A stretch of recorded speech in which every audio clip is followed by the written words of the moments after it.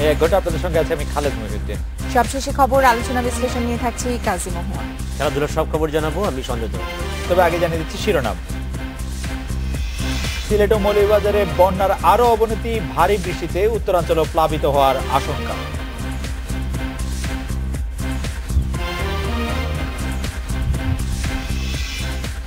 আদালতের মাধ্যমে পরিবারের কাছে ফরহাদ মজহার চোখ বেঁধে তুলে নিয়ে যাওয়ার অভিযোগ।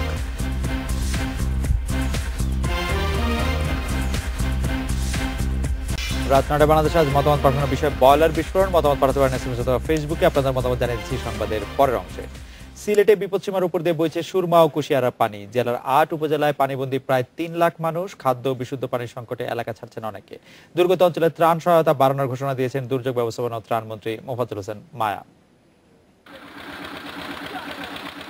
কিছুদিন আগেই বন্যায় তলিয়ে গেছে 10 বিঘা জমির বোরো ধান। এখন বর্ষায় ডুবেছে ভিটে বাড়ি। ফেঞ্চুগঞ্জের উত্তর ইসলামপুর গ্রামের আছদ্দর আলীর পরিবার পানিবন্দী আছেন গত 3 মাস ধরে। 2004 পানি হয়েছিল, ওইলে অত লম্বা বারিশ হয়েছিল না, হয়তো আইসে পানি আইলে 1 সপ্তাহ 15 দিন গেছে গিয়ে, আর এই 1.5 মাস 2 মাস থাকি খুব কষ্ট হয় পানি। কুশিয়ারা নদীর অববাহিকায় বাগমারা, গয়াসী, গঙ্গাপুর, পূর্ব পিঠাইটিকর গ্রাম ডুবে আছে পানিতে। ঘরদোর ছেড়ে আত্মীয় স্বজনের বাড়িতে আশ্রয় নিয়েছেন অনেকে। যাদের কোথাও যাওয়ার জায়গা নেই তারা পড়ে আছে বসত ভিটায়। ত্রাণের কিছু চাল পেলেও চাহিদার তুলনায় তা অতি সামান্য। পানি ওই তো আমরা খেত বেশ খুঁজতা নাই, সব নিচে গিয়া খাওয়া দাওয়ার খুঁজতে নাই, বড় কষ্ট করি। আর আমরা তো চলতাম পারতাম না, খাদ্য নাই, নৌকা নাই, অনেকের নৌকাও নাই, কেবল আমরা বাস করতাম এটা। দুর্গত এলাকা পরিদর্শনে এসে চাল ও নগদ অর্থ সহায়তা দেওয়ার আশ্বাস দেন দুর্যোগ ব্যবস্থাপনা ও ত্রাণ মন্ত্রী। জেলার 8টি উপজেলার ক্ষতিগ্রস্ত 32টি ইউনিয়নের জন্য 10 লাখ টাকা ও 500 মেট্রিক টন চাল বরাদ্দ দেওয়ার কথা জানান তিনি। 500 মেট্রিক টন চাল 10 লক্ষ টাকা আমরা আরো দেব, কিন্তু আমাদের কথা কিন্তু একটা দিব, মাননীয় প্রধানমন্ত্রীর নির্দেশ, কিন্তু এটার জন্য সঠিক জায়গায় জিনিসটা পড়ে এবং সঠিক মানুষটা যেন পায় সেই ব্যবস্থাটা আপনারা করবেন। আপনাদের অনেক আস্থা আছে। ভারী বর্ষণ ও উজানের ঢলে সুরমা ও কুশিয়ারার পানি এখনও বিপদসীমার ওপরে। বৃষ্টিপাত না কমা পর্যন্ত বন্যা পরিস্থিতির উন্নতি হবে না বলে জানিয়েছে পানি উন্নয়ন board. Shahriar Anirban, independent news, Sylhet.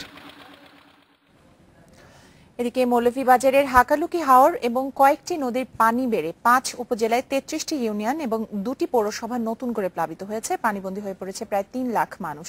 প্রয়োজনীয় ত্রাণ না পাওয়ার অভিযোগ করছেন দুর্গতরা। মৌলভীবাজারের 5 উপজেলায় বন্যা দীর্ঘ হওয়ায় দুর্ভোগ বাড়ছে। ভেঙে গেছে প্রায় 800 কাঁচা ঘর, ভেঙে পড়েছে আন্তঃসড়ক যোগাযোগ ব্যবস্থা, বন্ধ রয়েছে 277টি শিক্ষা প্রতিষ্ঠান, তলিয়ে গেছে প্রায় 1000 হেক্টর জমির আমন ও আউশ ধান। 33টি আশ্রয় কেন্দ্রে অবস্থান করছে 519টি পরিবার। অনেকে চলে গেছেন আত্মীয় স্বজনের বাড়িতে। পর্যাপ্ত ত্রাণ না পাওয়ার অভিযোগ করেছেন দুর্গতরা।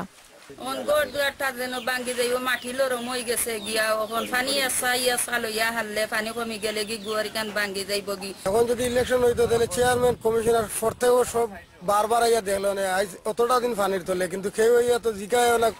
দুর্গতদের পর্যাপ্ত সহায়তার জন্য জরুরি সরকারি বরাদ্দ চেয়েছেন জনপ্রতিনিধিরা। আমরা খালি হাতে কিভাবে মানুষকে উদ্ধার করার জন্য যতটুকু তৎপরতা বা যা কিছু আছে কিন্তু আমরা তো কোনো প্রশাসনের কাছ থেকে বা সরকারি কোনো অনুদান আমরা কোনো কিছু পাচ্ছি না। মানুষের কাছে কি নিয়ে যাব? সোমবার রাতে মৌলভীবাজারে জরুরি সভায় যোগ দেন দুর্যোগ ব্যবস্থাপনা ও ত্রাণমন্ত্রী মোফাজ্জল হোসেন চৌধুরী মায়া। পরে মঙ্গলবার সকালে দুর্গত এলাকা পরিদর্শন ও ত্রাণ বিতরণ করেন তিনি।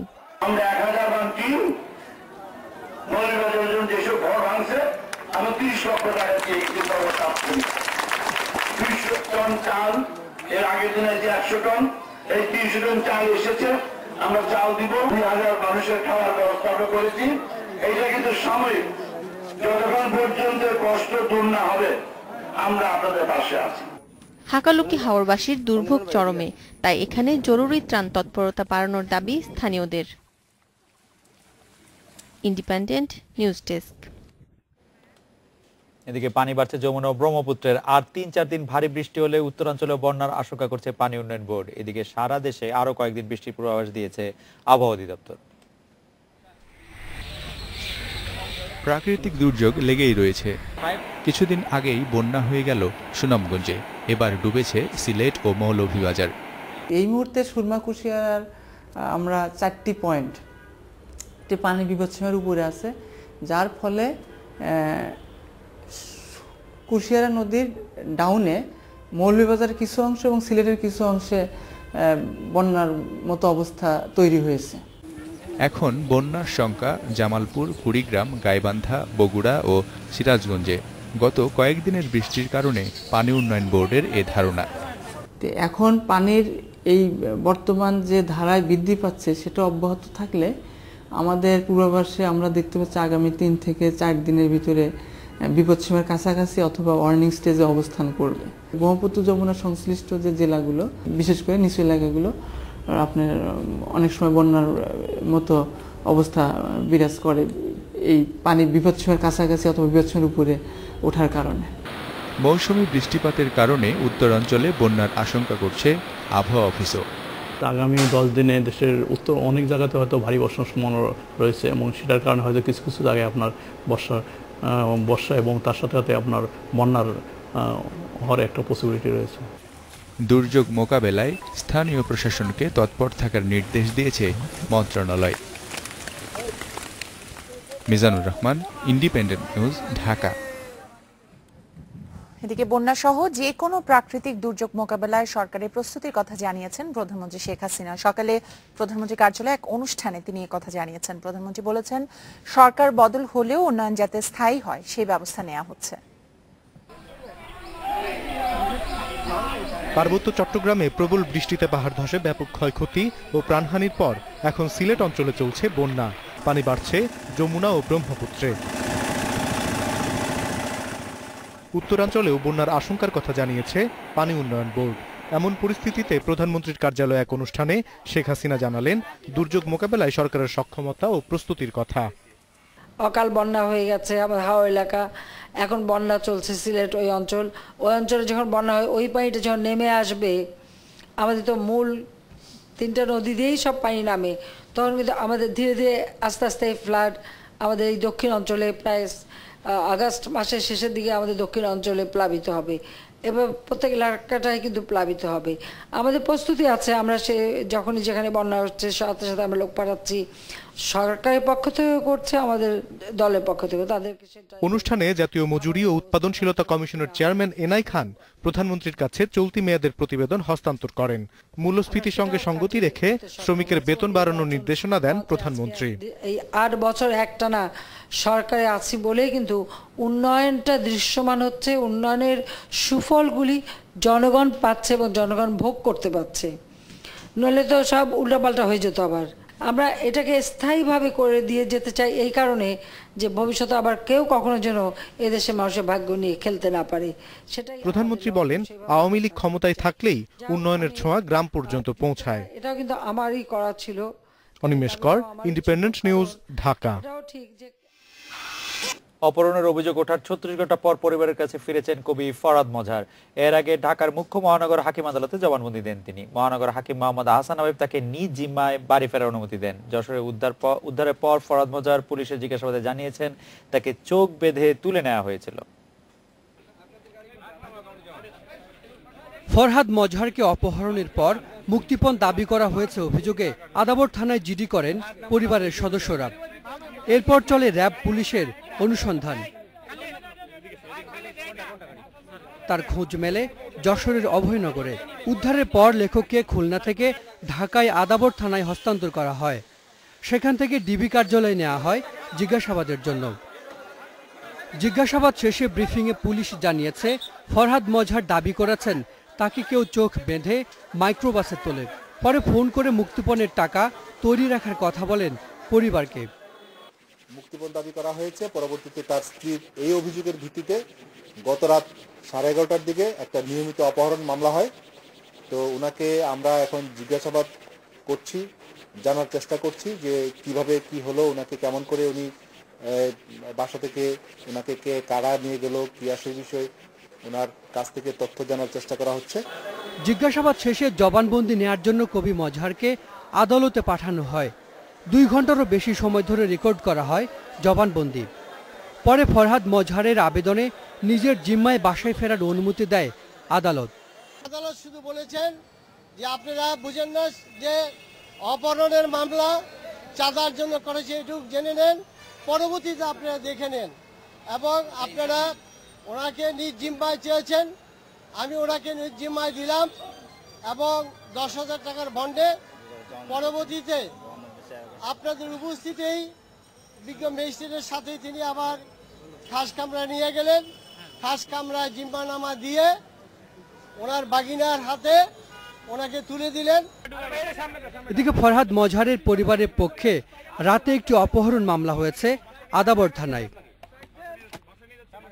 Hasan Misbah, independent News, Dhaka. এদিকে সরকারের নির্দেশেই ফরহাদ মজহারকে অপহরণ করা হয়েছিল বলে অভিযোগ করেছেন বিএনপির সিনিয়র যুগ্ম মহাসচিব রুহুল কবির রিজভী। রাজধানীতে দুপুরে স্বেচ্ছাসেবক দলের কর্মী সভায় তিনি বলেছেন, ফরহাদ মজহারের অপহরণ নিয়ে মিথ্যাচার করেছে পুলিশ। ফরহাদ মজহার তার মোবাইল থেকে কথা বলছেন, অপহরণকারীরা তাকে কথা বলাচ্ছে তার স্ত্রীর সাথে টাকার জন্য।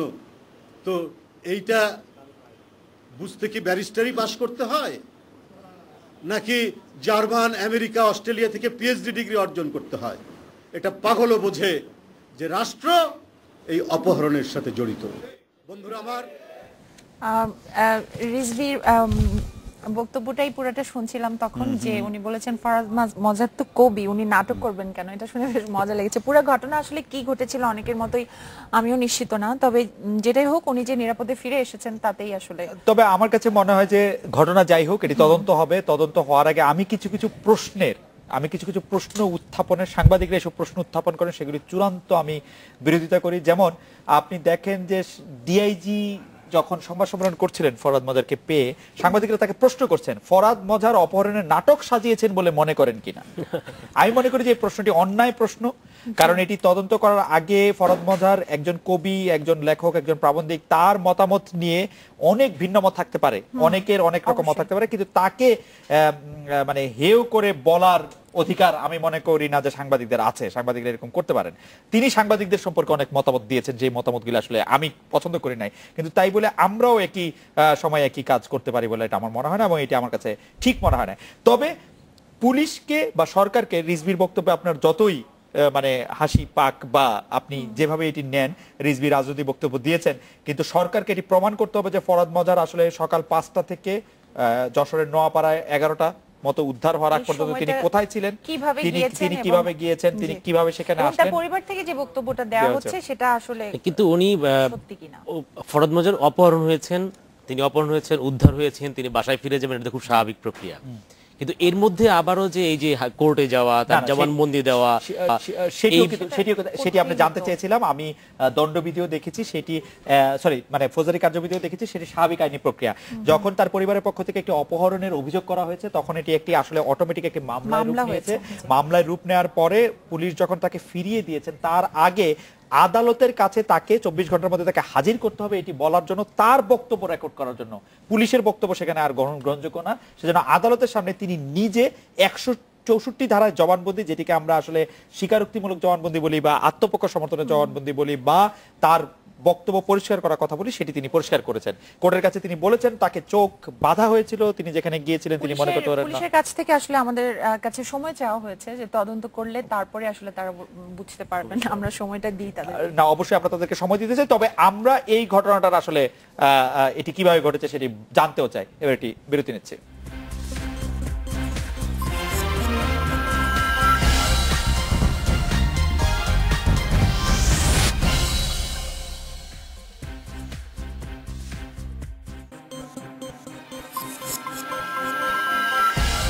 রাত 9টায় 9:20 ফিরে এলাম রাত 9টায় বাংলাদেশে। গাজীপুরের কাশিমপুরে পোশাক কারখানায় বিস্ফোরিত বয়লারটি মেয়াদোত্তীর্ণ ছিল। অতিরিক্ত জেলা ম্যাজিস্ট্রেট রাহিনুল ইসলাম জানিয়েছেন, বয়লারটি নবায়নের মেয়াদ শেষ হয়েছে 24 জুন। এদিকে দুর্ঘটনায় নিহতের সংখ্যা বেড়ে হয়েছে 13। সকালে কারখানার ধ্বংসস্তূপে আবারও অভিযান চালায় ফায়ার সার্ভিস। উদ্ধার হয় আরও একটি মরদেহ। নিখোঁজ সহকর্মীদের খবর জানতে জড়ো হয় হাজারো শ্রমিক। ঘটনাস্থল পরিদর্শন করেছে শিল্প পুলিশ, জানায় এখনো নিখোঁজ কয়েকজন। আমরা একজন তথ্য পেয়েছি, উনি তাজউদ্দিন মেডিকেল কলেজে ভর্তি আছেন। বাকি 3 জনের খবরটা আমাদের কাছে এই মুহূর্তে আর কি এখন পর্যন্ত 3 জন, এটা আমরা টেস্ট করার চেষ্টা করছি আর কি। বয়লার বিস্ফোরণের কারণ খুঁজতে কাজ শুরু করেছে তদন্ত কমিটি। প্রাথমিকভাবে 7টি কারণ চিহ্নিত করেছে তারা। 7টি কারণকে চিহ্নিত করে এখানে বয়লার বিস্ফোরকের বা বয়লার ইন্সপেক্টর রয়েছেন, আমরা মেকানিক্যাল ইঞ্জিনিয়ার কিছু রয়েছেন, তাদেরকে দ্বারা সহায়তা করে আমরা কারিগরিকভাবে তদন্ত করার চেষ্টা করছি। বয়লারটি সর্বশেষ গত 24 জুন আর কি 24/6/2017 পর্যন্ত এটি নবায়ন করা ছিল, তারপরে নবায়ন করা হয়নি। উনি বলেছেন যে এটি হয়তো ঈদের পরে নবায়নের আবেদন তারা দিতেন, কিন্তু এই কম সময়ের মধ্যে নবায়ন না করার যে দুর্ঘটনার কারণ এটি আমরা মনে করছি না। সোমবার সন্ধ্যায় মাল্টিফ্যাবস কারখানায় বয়লার বিস্ফোরণ ঘটে। প্রত্যক্ষদর্শীরা জানিয়েছেন বিধ্বস্ত ভবন আর যন্ত্রপাতির নিচে চাপা পড়েন অনেকে। এরকম বিকট শব্দ আমার জীবনে আমি শুনি নাই।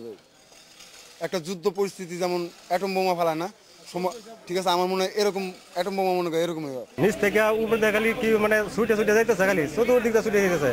হতাহতদের পরিবারকে সহায়তার আশ্বাস দিয়েছেন কারখানার মালিক Mohiuddin Faruki. Independent news desk. Gazipur পোশাক কারখানায় বিস্ফোরণের ঘটনায় 8 লাখ টাকা করে অনুদান পাবে নিহতদের পরিবার। এর মধ্যে শ্রম মন্ত্রণালয় দেবে 5 লাখ আর কারখানা কর্তৃপক্ষ দেবে 3 লাখ টাকা। বিকেলে দুর্ঘটনাস্থল পরিদর্শন করে এই ঘোষণা দেন শ্রম প্রতিমন্ত্রী মুজিবুল হক চুন্নু। মামলার উদ্যোগ নেওয়া হয়েছে এবং তদন্তে যাদেরকে দায়ী করা হবে, যাদেরই সে যেই হোক, যাদেরই দেখা যাবে যে কোনো রকম অবহেলা আছে, সেটা আমরা অবশ্যই ব্যবস্থা নেব।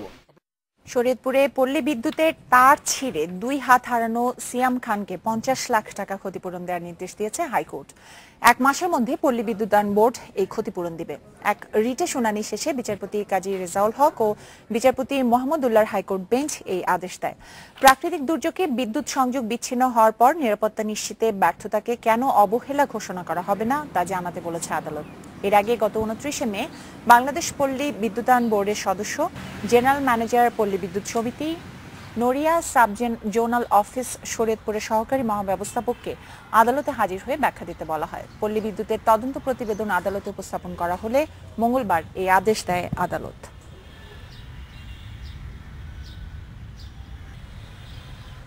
খেলাধুলা খবর জানতে সঞ্জয় তরফদার আছেন আমাদের সঙ্গে। সঞ্জয়, আজ আমরা দেখছি ইমরুল কায়েসকে নিয়ে কিছু তার আক্ষেপের কথা, কষ্টের কথা কিছু জানিয়েছেন। এই নিউজটা জানাবো এবং আরো কিছু খবর রয়েছে আমার কাছে বিরতির পরে যা রয়েছে আমার কাছে। 9:28 ফিরলাম রাত 9টা বাংলাদেশে। 10 বছরের ক্যারিয়ারে এখনো বাংলাদেশ দলে নিয়মিত হতে পারছেন না ইমরুল কায়েস। টেস্ট ক্রিকেটে নিয়মিত হলেও শর্টার ফরম্যাটে দলে আসা যাওয়ার মধ্যে আছেন টাইগার ওপেনার। রান করলেও জানেন না পরের ম্যাচে থাকবেন কিনা। ব্যাটিং পজিশন নিয়েও আছে ইমরুলের অস্বস্তি। নারী প্রিমিয়ার ক্রিকেট লিগ শুরু হচ্ছে 15 জুলাই। এবছর বাড়ছে দলের সংখ্যা। 9টি দল অংশ নেবে প্রিমিয়ার লিগে। লিগ শেষে বাছাই করা 24 জন ক্রিকেটার নিয়ে শুরু হবে হাই পারফরমেন্স প্রোগ্রাম। এরপর আন্তর্জাতিক সিরিজ আয়োজনেরও পরিকল্পনা আছে বিসিবির। ক্রিকেট অস্ট্রেলিয়ার সাথে ক্রিকেটারদের চলমান সংকট দ্রুত মেটানোর তাগিদ দিয়েছেন মাইকেল ক্লার্ক। পরিস্থিতি সামলাতে সবশেষ চুক্তিপত্র দিয়ে আরও 12 মাস কাজ চালানোর পরামর্শ দিয়েছেন সাবেক অধিনায়ক। এদিকে 1 সপ্তাহের মধ্যে সংকট সমাধানের আশা করছেন জেসন গিলস্পি। মাওলানা ভাসানী স্টেডিয়ামের সংস্কারে নতুন করে আরও 5 কোটি টাকা বরাদ্দ দিচ্ছে যুব ক্রীড়া মন্ত্রণালয়। এশিয়া কাপকে সামনে রেখে ঢেলে সাজানো হবে পুরো স্টেডিয়াম। ফ্লাড লাইটের পাশাপাশি আধুনিকায়ন করা হবে ড্রেসিং রুম, প্রেস বক্স ও ভিআইপি গ্যালারি। সাফ অনূর্ধ্ব 15 চ্যাম্পিয়নশিপকে সামনে রেখে বুধবার শুরু হচ্ছে ট্রায়াল। আর্থিক সমস্যায় দেরিতে শুরু হচ্ছে ক্যাম্প। এদিকে আবারও পিছিয়েছে চ্যাম্পিয়নশিপ লিগ ফুটবল। 20 দিন পিছিয়ে শুরু হচ্ছে 4 আগস্ট। ভেন্যু চূড়ান্ত না হলেও তালিকায় আছে কমলাপুর স্টেডিয়াম ও ফেনী। এ ছিল আমার কাছে। আর খবর জানাবেন খালেদা মহুয়া। সঞ্জয়, আপনাকে ধন্যবাদ। আমরা পরের খবরটিতে চলে যাই। নিরাপত্তার কারণে যাতে সাধারণ মানুষ বিচ্ছিন্ন না হতে চান, রাষ্ট্রপতি মোহাম্মদ আব্দুল হামিদ বিষয়টিতে লক্ষ্য রাখতে প্রেসিডেন্ট গার্ড রেজিমেন্ট পিজিআর এর সদস্যদের প্রতি আহ্বান জানিয়েছেন তিনি। ঢাকা সেনানিবাসের পিজিআর সদর দপ্তরে বাহিনীর 42তম প্রতিষ্ঠাবার্ষিকীর অনুষ্ঠানে এই আহ্বান জানান রাষ্ট্রপতি। দায়িত্ব পালনে পিজিআর সদস্যদের অত্যন্ত সচেতন ও কৌশলী হওয়ারও নির্দেশ দিয়েছেন তিনি। বাহিনীর শৃঙ্খলার প্রতি আস্থা ও শ্রদ্ধাশীল থেকে দায়িত্ব পালনের আহ্বানও জানিয়েছেন তিনি। রেজিমেন্টের দায়িত্বের গুরুত্ব মর্যাদা বিবেচনায় এর উন্নয়নের সব উদ্যোগ নেওয়ার আশ্বাস দিয়েছেন রাষ্ট্রপতি।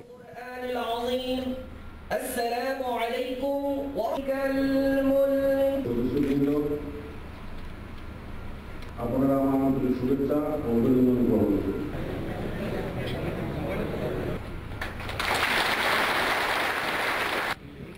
সঞ্চয়পত্রের সুদের হার কমাতে অর্থমন্ত্রী ঘোষণার পরেও প্রতি মাসেই বাড়ছে সঞ্চয়পত্র বিক্রি। মে মাসে আগের মাসের চেয়ে বিক্রি বেড়েছে 400 কোটি টাকা। এতে অর্থ বছরের 11 মাসেই ছাড়িয়ে গেছে সংশোধিত লক্ষ্যমাত্রা। তবে এই ধারাকে অর্থনীতির জন্য নেতিবাচক মনে করছেন অর্থনীতিবিদেরা।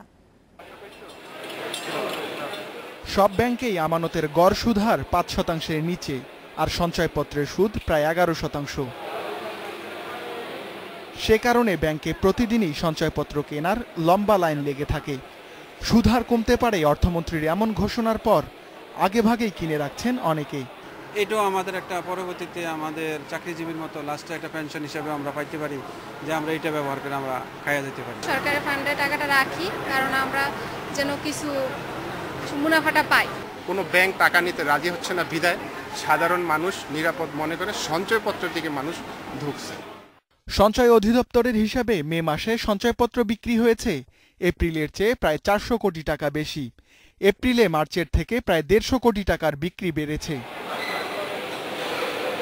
অর্থনীতিবিদরা বলছেন, সঞ্চয়পত্র থেকে উচ্চ সুদের ঋণ নেয় ক্ষতিগ্রস্ত হচ্ছে অর্থনীতি, বাড়ছে সরকারের খরচ। ব্যাংকিং খাতে সুদের হার দিচ্ছেন 5 ভাগ, আর ওখানে 11-12 ভাগ দিচ্ছেন, তার মানে ব্যাংকিং খাতের প্রতি ক্ষতি করা হচ্ছে। আর ব্যাংকিং খাত থেকে টাকা নিচ্ছেন না বলে ব্যাংকিং খাত আরও কমাচ্ছে। এটাকে আমরা বলি ইন্টারেস্ট রেট ডাইভারজেন্স। একটা রং ইন্টারেস্ট রেট পলিসি থাকলে আরেকটা ইন্টারেস্ট রেট যেটা মার্কেটে, ওইটা আরও দ্রুত ক্ষতিগ্রস্ত হয়ে যায়। গত অর্থ বছরে সঞ্চয়পত্র থেকে ঋণ নেওয়ার লক্ষ্য ধরা হয় প্রায় 20,000 কোটি টাকা। সংশোধিত লক্ষ্যমাত্রা ধরা হয় 45,000 কোটি টাকা। Ruhul Amin, independent News, Dhaka. আরো খবর জানানোর আগে নিচ্ছি একটি বিরতি। বিরতি পর জানিয়ে ফিরছি। শহীদ মিনারে সর্বস্তরের ভালোবাসায় শেষ বিদায় নিলেন 71-এর গেরিলা কমান্ডার শহীদুল হক।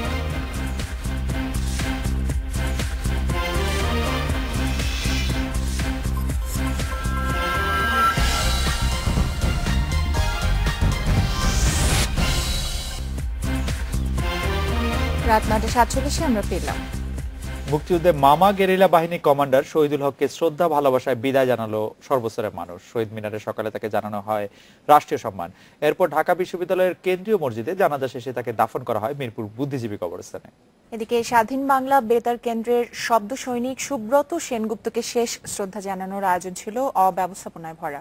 শহীদ মিনারে মরদেহ নেয়ার পর স্বজন ছাড়া দেখা যায়নি আয়োজকদের কাউকেই।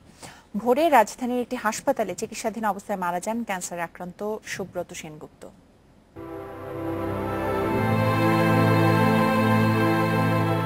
নিভৃতচারী এই শিল্পীর খোঁজ খবর খুব একটা রাখেননি কেউ। 2013 সালে প্রথম আক্রান্ত হন হৃদরোগে। বিভিন্ন সময়ে হাসপাতালে ভর্তি হলেও অর্থের অভাবে ঠিকমতো চিকিৎসা হয়নি গুণী এই শিল্পীর। 26 মে অসুস্থ হয়ে পড়লে তাকে নেওয়া হয় ঢাকা মেডিকেল কলেজে। প্রোস্টেট ক্যান্সারে আক্রান্ত মানুষটি মারা গেলেন মঙ্গলবার ভোরে। বরেণ্য এই শব্দ সৈনিকের শেষ শ্রদ্ধায় উপস্থিত ছিলেন তার স্বজনেরা। তবে কোনো সাংস্কৃতিক সংগঠন এমনকি সম্মিলিত সাংস্কৃতিক জোটের নেতারাও ছিলেন না সর্বস্তরের মানুষের শ্রদ্ধা জ্ঞাপনের সময়। খারাপ লাগার জায়গাটা হচ্ছে যে তার যারা সঙ্গী সাথী ছিলেন তারাও উপস্থিত থাকেননি, এবং শব্দ সৈনিকের বেলায় যেটা হয় যে মানুষজন অনেকেরই থাকা উচিত ছিল তাকে শেষ শ্রদ্ধা জানানোর জন্য, সেটা হয়নি। সেটা আমি মনে করি সেটা সত্যি খুব দুঃখজনক। রক্ত চাই, রক্ত চাই, শোনো জনতা, গণজনতা সহ লিখেছেন অনেক কালজয়ী গান। স্বদেশী আন্দোলনের নেতা সুধীর সেনগুপ্তের ছেলে তিনি। ব্রিটিশ বিরোধী আন্দোলনে আত্মদান করা প্রীতিলতা ওয়াদ্দেদার তার খালা। পোস্তাগোলা মহাশ্মশানে সম্পন্ন হয়েছে বরেণ্য এই শিল্পীর শেষকৃত্য। Tabassum Arju, Independent News, Dhaka. Boiler বিস্ফোরণ এ বিষয়ে আপনাদের মতামত জানতে চেয়েছিলাম আমরা। শাকিল বলছেন বয়লার বিস্ফোরণের সঠিক কারণ অনুসন্ধান করা উচিত। বুলবুল বলছেন বয়লার বিস্ফোরণে ক্ষতিগ্রস্তদের ক্ষতিপূরণ দেওয়া উচিত। ইমরান বলছেন বয়লার বিস্ফোরণের দায়ীদের চিহ্নিত করে শাস্তির আওতায় আনা উচিত। আর আলামিন বলছেন যথাযথ নিরাপত্তা না থাকায় মানুষকে প্রাণ হারাতে হচ্ছে। মিজানুর বলছেন ভবিষ্যতে এই ধরনের দুর্ঘটনা প্রতিরোধে সঠিক ব্যবস্থা গ্রহণ করা দরকার। হাবিব বলছেন আহতদের যেন সঠিক চিকিৎসা হয় সেদিকে নজর রাখতে হবে। জামাল বলছেন অনেক পোশাক কারখানা এখনো যেন মৃত্যুকূপ। আসমা বলছেন সব মালিকের সতর্ক হওয়া উচিত যাতে এমন দুর্ঘটনা না ঘটে। নাফিস বলছেন বয়লার বিস্ফোরণে আর যাতে না ঘটে সেজন্য প্রয়োজনীয় সব পদক্ষেপ গ্রহণ করা দরকার। মারিয়া বলছে ক্ষতিগ্রস্তদের পরিবার যেন 8 লাখ টাকা সঠিকভাবে পায় সেদিকে নজর রাখা দরকার। দর্শকদের ধন্যবাদ জানাতে চাই, তারা অনেক মতামত আমাদের দিয়েছেন। তার মধ্যে বয়লারকে আসলে যাতে নিরাপদে এটি ব্যবহার করা হয় এবং তার যাতে সেফটি নিশ্চিত করা সেই গুরুত্ব ছিল, শ্রমিকদের টাকা পাওয়ার বিষয়টি ছিল, এবং আর বাকি যে বিষয়টা আলোচনা আসছে সেটা হচ্ছে বিস্ফোরণের সঠিক কারণ অনুসন্ধান করতে হবে। 3টি বিষয় আসলে খুবই গুরুত্বপূর্ণ। আমরা দর্শকদের ধন্যবাদ জানাতে চাই যে দর্শকরা গুরুত্বপূর্ণ মতামত পাঠিয়েছেন আমাদেরকে। যাই হোক, পরে খবরটিতে চলে যাচ্ছি। সুন্দরবনের সবুজ প্রান্তর, গোলপাতার জঙ্গল, চিত্রা হরিণ আর শ্বাসমূলেরা জমিন থেকে এসেছে ক্যানভাসের রঙের জগতে। প্রকৃতির সাথে শিল্প রসদের রসায়ন ঘটিয়ে এসব নিয়ে ছবি এঁকেছেন শিল্পী অভিশঙ্কর আইন। 25টি চিত্রকর্ম নিয়ে অলিয়াস ফ্রসেসে শুক্রবার শুরু হচ্ছে তার দ্বিতীয় একক প্রদর্শনী ম্যানগ্রোভ পোর্টাল। এ ছিল রাত 9টা বাংলাদেশের আয়োজনে।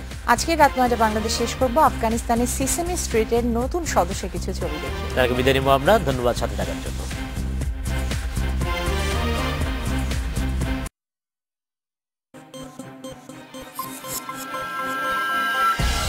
রাত 9টা